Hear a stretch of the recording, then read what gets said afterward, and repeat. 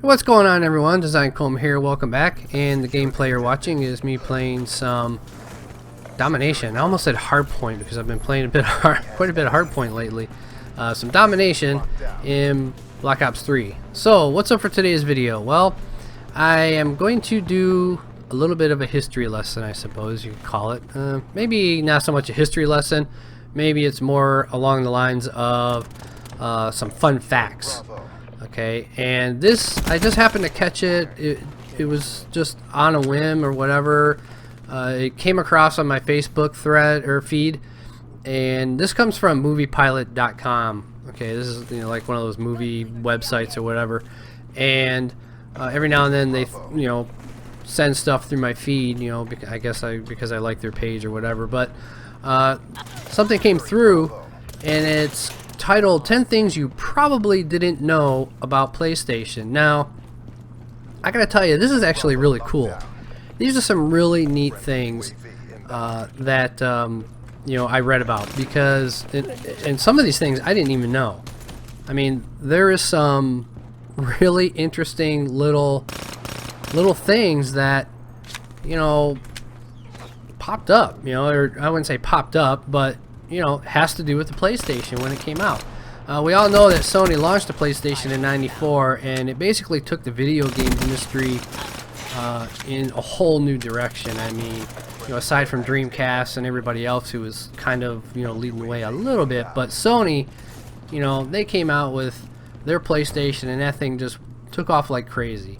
I had my PlayStation 1 for a really long time, and then I went through all the other ones, obviously, like we all do. We shelled out quite a bit of money for that PS3, $600. Oh no, yeah, that hurt really bad. So let's get into this, okay? These are 10 fun facts. We're gonna try to get through them. We should have enough time, and we're gonna start obviously with number 1. And I will have a link in the description for you guys to go check this out and read up on it a little bit more, because I'm going to kind of breeze through it, and kind of pick out, the little things that, I'm not going to read everything word for word, otherwise it'll be like a 30-minute video. So the first one has to do with the controller, okay? And it's titled, "There's Sound Logic Behind the Controller's Button Layout." So this has to do mainly with the O and X buttons on the controller. Now this is really kind of interesting. I didn't even think of this, and I probably never would have, and most people wouldn't. So the X and O buttons correspond to yes and no, which is why X was often a cancel command in Japanese games. The square was intended to mimic a piece of paper corresponding to menu-based commands, whereas the triangle represented the player's point of view. So I found that really interesting to know that the O and X button correspond to yes and no. I mean, that's just really odd. I just look at it as the X and O button. Reload and crouch, whatever it might be. Number 2. This one's pretty interesting, okay? If you take 236 PlayStations, PS1s, okay, mind you, these are PS1s, they are equal to 1 PS Vita. I mean, that's insane to think that you've got 236 PlayStation 1s in your hand in that PS Vita. I mean, that's crazy. 236 of them. So that's pretty impressive, when it comes to the processing power of that handheld. Number 3, the PS2 was officially classified as a military weapon. Now, I did mention something in a previous video that I forget which branch of government it was. They actually took a whole bunch of PS3s and created a supercomputer. Now these were PS3s, not PS2s. But in 2000, it was widely reported that Saddam Hussein was stockpiling PS2s, using its hardware to contribute to the war effort. The console was actually subjected to an export ban from Japan to stop him from doing so. Number 4, NASA used a PS1 to power a space probe. What? To power a space probe?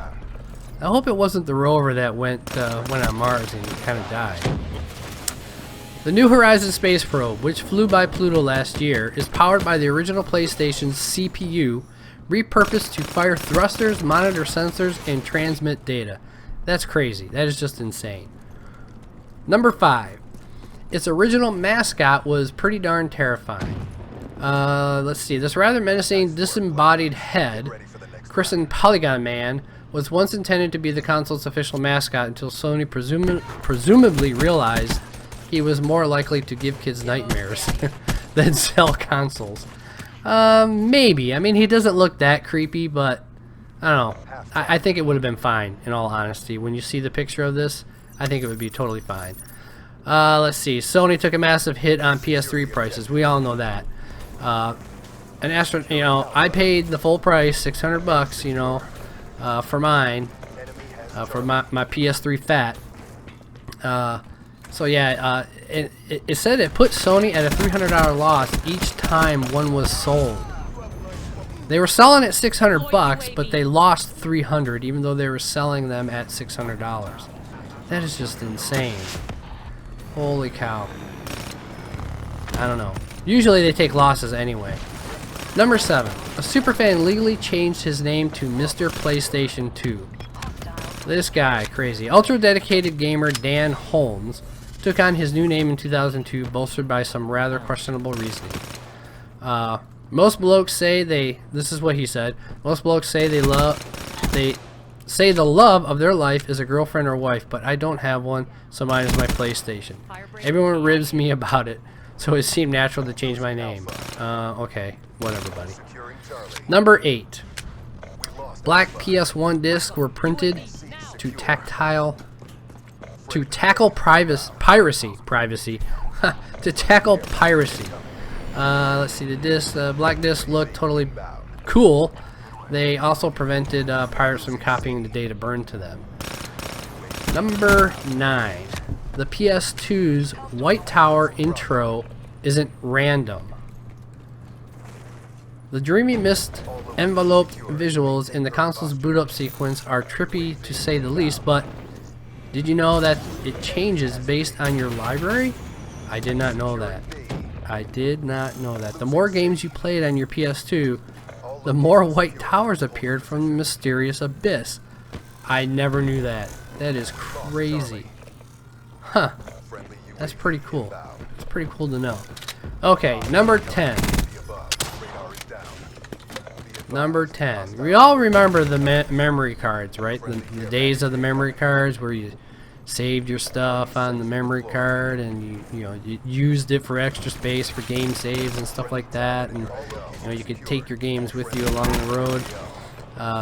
So number 10, Sony accidentally wiped its customers' memory cards. I don't remember this, maybe because I didn't use the memory cards that often, but in 2004 the company made a serious blunder issuing PS2 demo discs that unexpectedly erased an entire memory card without warning. Maybe that's why, because maybe I didn't have the demo disc at the time, and I was one of the lucky ones who didn't have this happen to. But I'll tell you what, I used my memory card quite a bit, for saving games and for stuff like that, because there's only so much internal memory, right? Although the PS1, I don't think had very much internal memory. To be honest, but I think you literally had to have the memory card. It didn't take much. But yeah, so what do you guys think of these? I mean, these are cool. I mean, these are some crazy things that I did not know about the PlayStation. Now, I have to say my favorite one out of all of these is number 4. It's got to be my favorite one. That NASA used a PS1 to power a stinking space probe. I mean, don't get me wrong. I think it means, NASA's being a little bit cheap when it comes to buying their technology or using the chips and stuff. But at the same time, it really says something about the chip, the CPU that was used in a PlayStation 1. That NASA looked at it and said, wow, this is economical. It suits our needs. It'll work.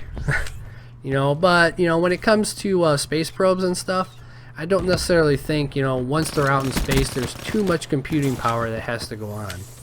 I mean, I know there is, but at the same time, it's probably not as extensive as, you know, actually flying the space shuttle in space. But maybe I'm wrong. I don't know anything about it, so I'm just kind of shooting from the hip, blowing smoke out of my butt at that point. But maybe my son will figure it out, because he wants to go to school to be a rocket scientist. Actually, an aerospace engineer is what he wants to go to school for.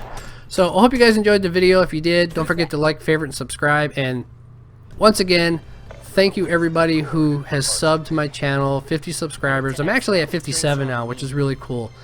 And I'm glad everybody enjoyed the 50 subscriber montage. Took me about 2 days to put that thing together. Yeah, 2 days. Plus, I had to take care of the music because I had a copyright ID, you know, a content ID hit, so I didn't want that. So, alright, thanks guys, and I'll catch you in the next one.